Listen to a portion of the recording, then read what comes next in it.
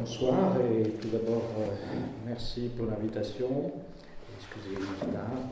La vie de rédacteur en chef d'un mensuel est assez difficile par les temps qui courent. Donc merci à la Fondation Gabriel Péri de m'avoir invité à participer à vos travaux sur ce sujet qui nous occupe beaucoup.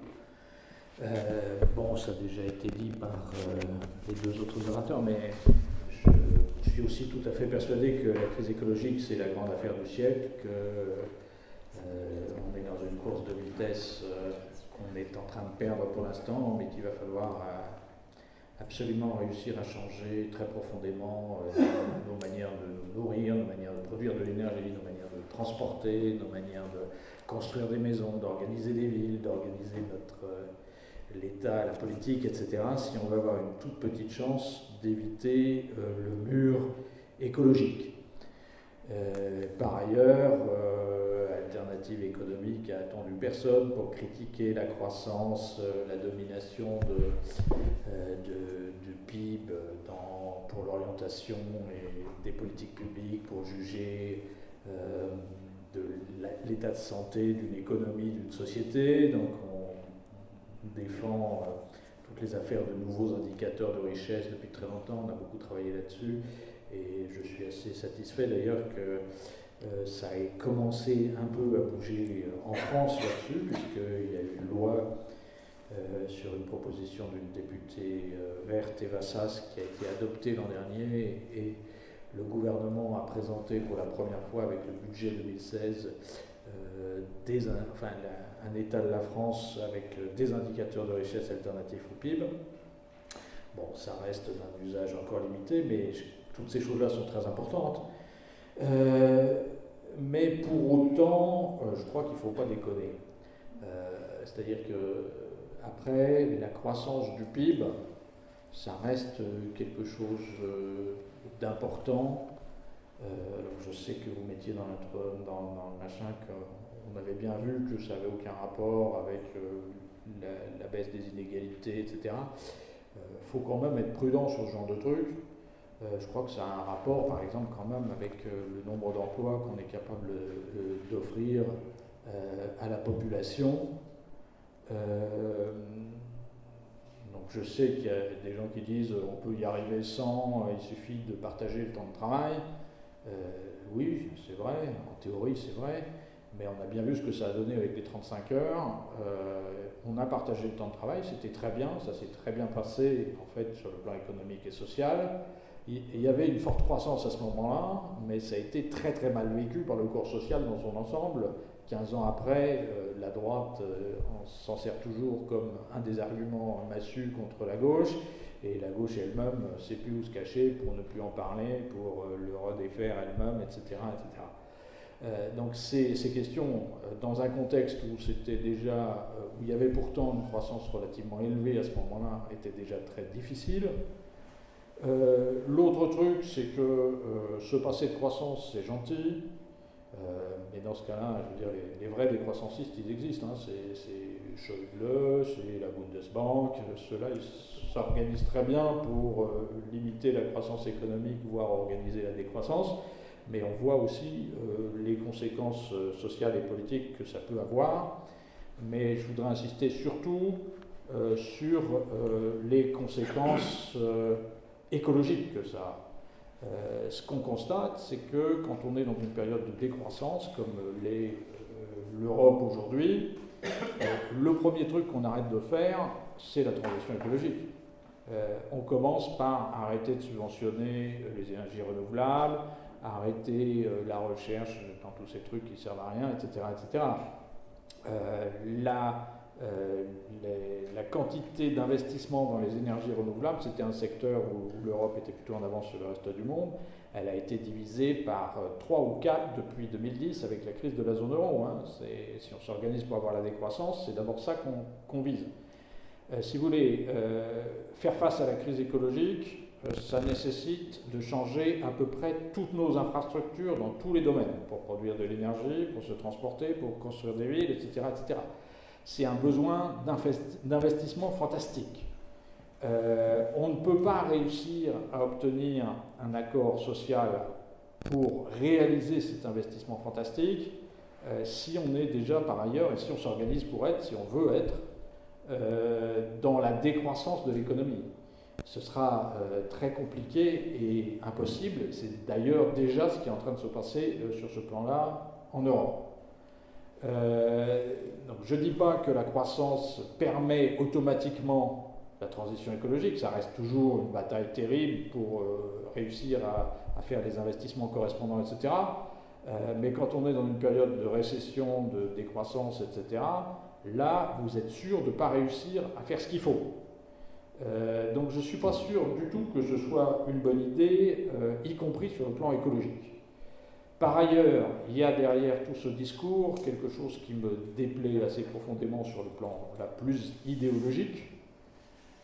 C'est l'idée en particulier que ce serait bien si nos économies étaient moins monétarisées, si on revenait au bon vieux temps de la vie de village. La vie de village et donc des échanges non monétaires, du don contre don, etc. etc. La vie de village, c'est peut-être sympa vu de chez nous, mais en général, c'est sympa quand on l'a quitté depuis 3 générations. Parce que le don contre don et le non monétaire, ça consiste quand même à avoir un contrôle social extrêmement strict sur ce que les uns et les autres ont le droit de faire, pas le droit de faire, comment ils doivent se comporter, etc. etc. C'est pas pour rien que l'économie monétaire s'est développée en même temps que toutes les histoires de droits de l'homme et de machins comme ça. C'est aussi parce que le fait de monétariser les échanges, de monétariser l'économie et la société, c'était un moyen d'échapper justement à cette dictature qui était exercée dans des économies, dans des sociétés non monétaires, sur les comportements individuels, sur ce qu'on avait le droit de faire et pas faire. Les paysans qui s'entassaient dans les bidonvilles des villes des pays du Nord au XIXe siècle, mais c'est pareil aujourd'hui dans les pays du Sud au XXIe siècle, ils vivent très mal, ils vivent très difficilement, mais vous ne les ferez jamais revenir à leur village parce que justement, ils connaissent quand même malgré tout les lumières de la ville et la liberté que donnent ces échanges monétarisés par rapport aux contraintes qu'exercent les échanges non monétaires. Alors sous cet angle-là aussi, et je veux dire, les plus sensibles, ils sont certainement les femmes. Enfin, je veux dire, quand on veut retourner à des... Enfin, l'extension de la sphère de l'économie monétaire dans nos sociétés, ça a d'abord consisté à remplacer du travail féminin, du travail domestique féminin non payé par du travail monétarisé dans la société. Donc je veux bien qu'on veuille revenir en arrière là-dessus, mais enfin je pense que c'est d'abord les femmes qui s'y opposeront. Donc l'idée que l'avenir et que ce qui serait souhaitable, c'est de faire reculer l'économie monétaire et d'avoir le moins de croissance du PIB possible, je ne suis pas sûr que ce soit la meilleure idée qu'on puisse avoir. Il n'y a aucun... Enfin, il est clair évidemment dans mon esprit qu'il faut s'organiser pour diviser radicalement l'usage qu'on fait aujourd'hui des matières premières non renouvelables et des énergies fossiles, mais je ne suis pas sûr que ce soit la même question que, même si ce découplage est très difficile, que de chercher à faire reculer l'économie monétaire dans son ensemble et la place qu'elle joue dans nos sociétés. Il y a par contre une question derrière qui est assez rarement posée dans le débat public, en tout cas à gauche, mais qui à mes yeux est centrale et permettrait de résoudre cette contradiction entre l'intérêt qu'il y a à continuer à avoir de la croissance de l'économie monétaire et réduire l'impact qu'on peut avoir sur la planète et sur l'environnement, c'est la question démographique. Pour moi, il n'y a aucun doute qu'aujourd'hui, ce qui fait la pression écologique qu'on exerce, il y a évidemment des inégalités énormes là-dessus, c'est le fait que quand moi je suis né, on était 2,5 milliards sur cette Terre et qu'aujourd'hui on est 7,5 milliards. L'idée, les Français sont persuadés que une des trucs les mieux qu'on ait en France, c'est qu'on ait une démographie dynamique et qu'on ait une politique familiale qui permet une démographie dynamique. J'ai tendance à penser que c'est une connerie majeure. Une des questions qui se pose à l'humanité aujourd'hui, c'est comment est-ce qu'on organise le plus rapidement et le plus fortement possible la décroissance démographique. Alors il y a des méthodes qui sont connues, qui sont des méthodes chinoises, qui sont des méthodes indiennes que je réfute évidemment, mais il n'y a vraiment pas besoin forcément de méthodes autoritaires. Hein. La dynamique la plus importante pour organiser la décroissance démographique, c'est l'éducation des femmes d'une part, le fait de leur donner du boulot, enfin du travail monétaire, parce qu'elles ont toujours bossé beaucoup plus que les hommes, mais de les payer pour travailler. Et la dernière chose, c'est de la protection sociale. Hein. Si les gens en Afrique font beaucoup de gamins, c'est pour être sûr que quand ils seront très vieux et impotents, il y en ait au moins un qui est survécu pour s'occuper d'eux, parce qu'il n'y a pas de retraite. Donc ça, on peut le faire, c'est pas autoritaire. Enfin, je veux dire, le pape a fait une très bonne encyclique sur les questions écologiques il n'y a pas longtemps, mais pour moi, ce sera entièrement du pipeau tout ce qu'il pourra raconter tant que l'Église catholique continuera à avoir la position qu'elle a sur les questions de contraception, etc. en particulier. C'est ça qui aujourd'hui détruit, à mon avis, le plus l'environnement. Alors je sais que c'est très difficile à organiser la décroissance démographique dans une société, dans une économie, parce que une économie qui est en décroissance démographique, c'est une société où il y a de plus en plus de vieux, et donc il faut organiser en plus de transferts des actifs vers les inactifs. C'est très difficile politiquement, et c'est pour ça que les Français sont contents d'avoir plein de gamins, parce qu'ils pensent que ce sera plus facile là-dessus.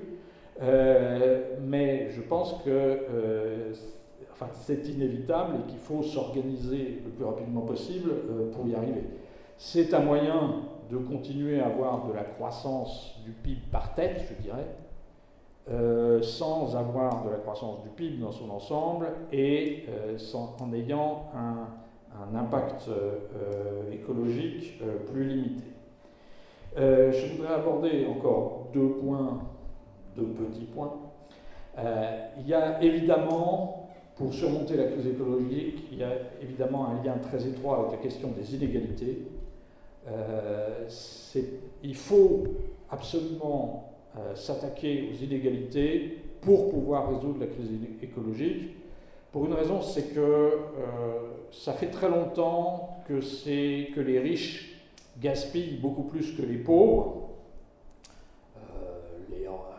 Si vous réfléchissez une minute à ce que c'est comme gaspillage de construire une pyramide égyptienne à l'époque, avec les moyens qu'ils avaient, la productivité qu'ils avaient, etc., c'est de la folie furieuse.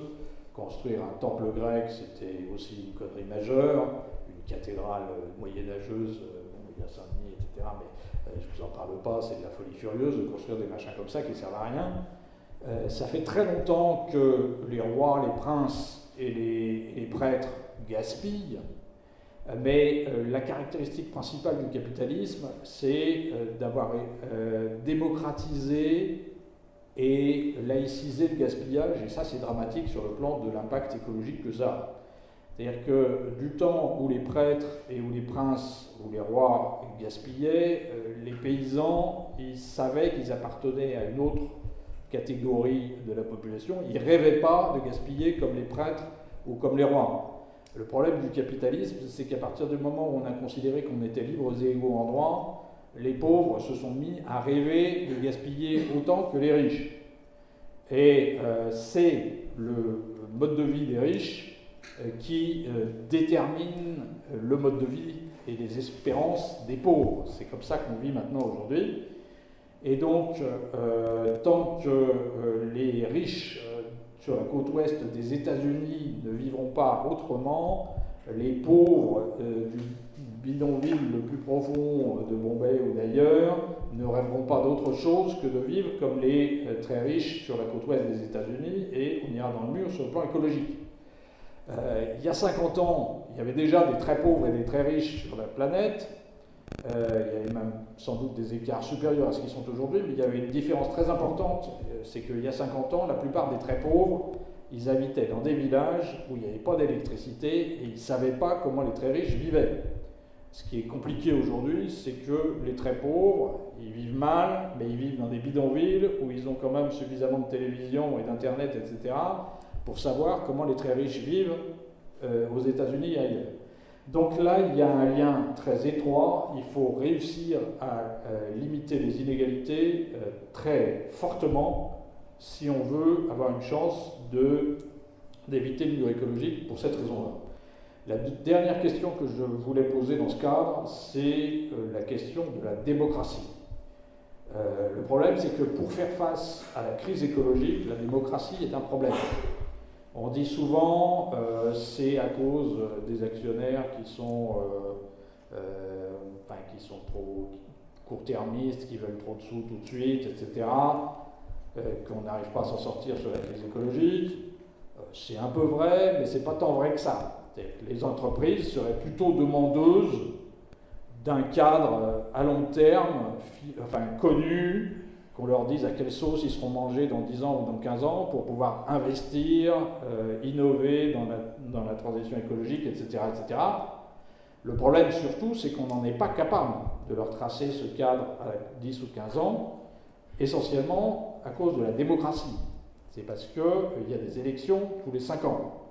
Et que la plupart des trucs qu'il faudrait faire pour réussir la transition énergétique, réussir la conversion écologique de nos économies, elles ont un statut d'investissement. C'est-à-dire que ça commence par vous coûter cher dans l'immédiat, ça vous empêche de faire d'autres trucs, et ça ne rapporte que longtemps après, essentiellement sous la forme du fait qu'il y aura une humanité et qu'elle n'aura pas disparu.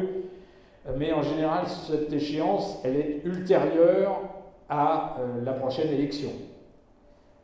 Et ce qui fait que la plupart des hommes et des femmes politiques ont une tendance tout à fait compréhensible à préférer être réélus 4 ou 5 ans après que d'avoir leur statut sur la place du village 150 ans après, parce qu'ils auront fait un truc héroïque qui aura sauvé la communauté, mais qui leur aura coûté leur poste dans l'immédiat.